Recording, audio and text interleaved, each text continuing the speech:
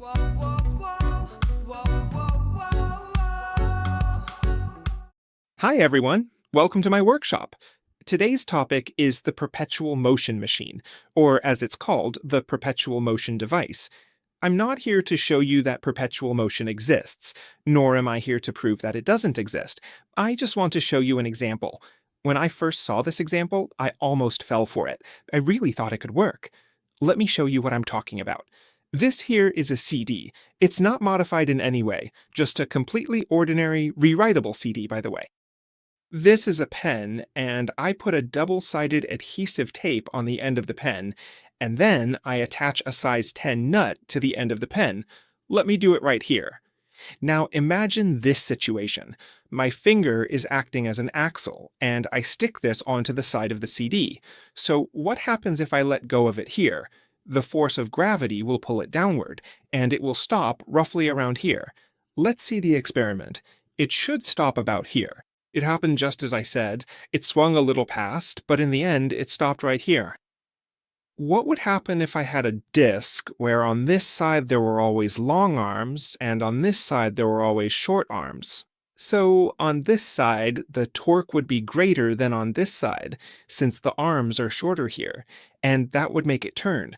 If the arms were gradually getting longer, so to speak, on this side, and on this side they were getting shorter, that is, their length would decrease here and increase there, then it would start spinning continuously in one direction.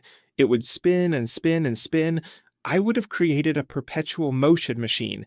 It would keep spinning, because on this side the arms are always long, and on this side the arms are short. I made a demonstration device for this. This structure you see here, I built it myself. It replicates the previous CD experiment. Here, the force arms are longer, so on this side the torque is greater than on this side. Of course, here there are only two long arms, while here there are a bunch of short arms. Right now, this is roughly the equilibrium state. These two long arms can counterbalance these short arms. Let me show you the back so you can see what it looks like. The whole thing basically stands on an aluminum rod. There's an aluminum wheel here. Let me show you the bottom. It has a solid aluminum base. The aluminum rod is screwed in here, and that's how the whole thing is. Here it's mounted with bearings, and in this position, in this setup now, you can see that three arms are already extended. If I extend a fourth arm, then basically half of the arms on this side are, so to speak, long, so there's a greater torque here. Gravity pulls the arms downward in this direction. While on this side, the arms are shorter, the torque is smaller, and these arms will start to rise upward. I'm going to gently push the structure, and as I push it forward, you'll see, here, now I'm carefully turning the structure first. You'll notice that these arms actually work on their own, independently. As you saw earlier, the arms continuously open and close, retracting and extending like this. Here, the arms are noticeably shorter, so the torque is smaller. Over here, the torque is greater. To set the entire structure in motion, all I have to do is simply push this axle like this.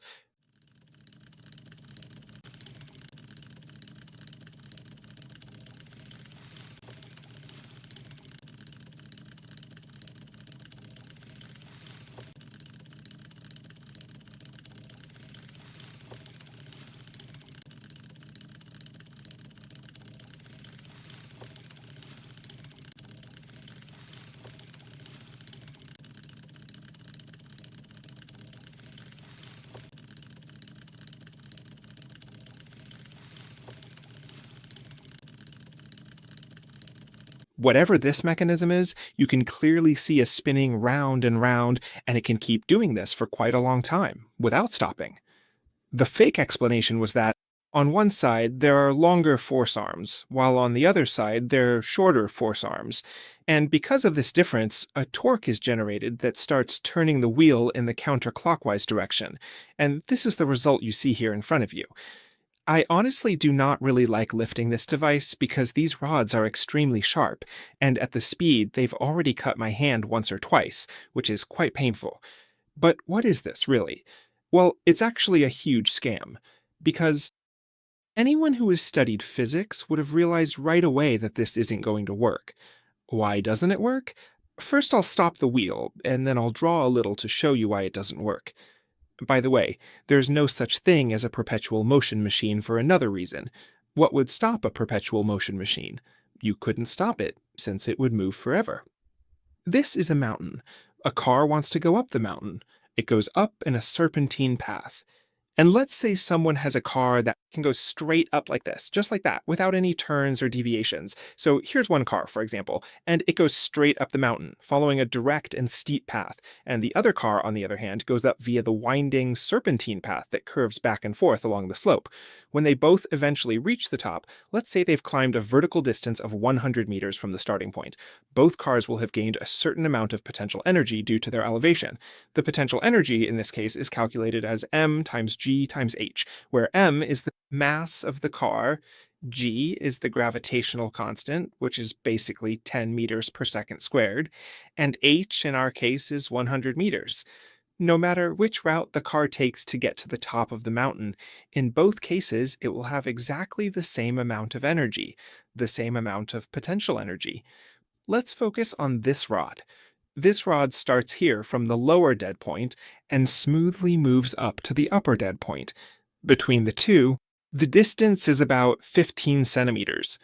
When it comes down from here to this side and is at the lower dead point again, it has lost exactly the same amount of potential energy. It came down from here to here. While it's going up here, you have to invest energy, and here, on this side, it releases, so to speak, the energy. On this side, the system releases exactly as much energy as it takes in on the other side. So that's a really good thing, which, let's say, I said that there is torque here, and that's true. However, we cannot violate the law of conservation of energy. This device is simply not capable of what you supposedly saw here. I'll show you in a moment where the trick was. So it can't become a perpetual motion machine just by using a longer lever arm. I'm sure you're very curious as to why this seemed to work. I spent quite a bit of time making it look like this. To reveal the trick, we'll need this. First of all, let's take a closer look. What do you actually see here? At first glance, it might appear to be a bunch of misleading things. For example, right here, you see what looks like a huge nut, but in reality, this huge nut is actually just a cap that I made myself, and I carefully hollowed out the inside, then put a self-adhesive foil right here. What do you see here? This is a motor. So it's a small electric motor taken from a fan, but if I just give it a push, it still doesn't work. It works if it's exposed to a magnetic field. Here is a rare earth magnet, and I've marked it so that if this spot, where the blue dot is exposed to a magnetic field, the motor starts running. So we've gotten to the point where we've seen a motor here. Hiding the battery was no small task, and then in this part we saw some wires, which were cleverly concealed and carefully routed to avoid detection, making the setup even more intriguing and mysterious. Here's the battery that we're going to use in this project. It's a lithium battery, just like this one right here. It was actually pretty tough and challenging, but I managed to carefully make a cavity of exactly the right size in this solid aluminum rod. The battery, together with a small but important control circuit, is able to reliably supply power to this small electric motor. The reed relay, which is used here, is a type of magnetic relay. If the relay is exposed to a magnetic field, then it's a really interesting and fascinating device to work with. If you take a closer look at it, you might notice that the story I told you could almost be true. That is, the longer levers open up smoothly and gradually like this, and the device would basically perform a rotational movement in this direction, just as I described.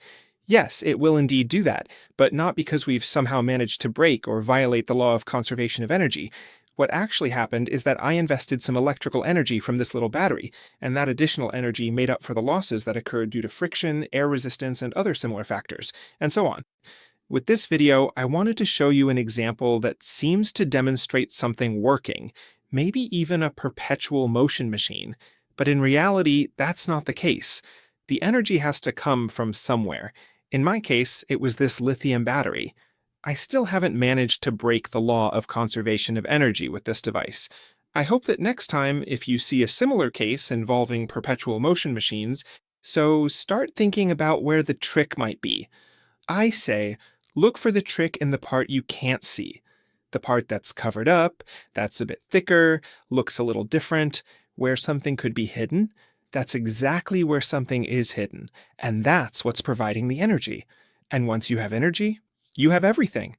So thank you for coming and watching my video. Bye.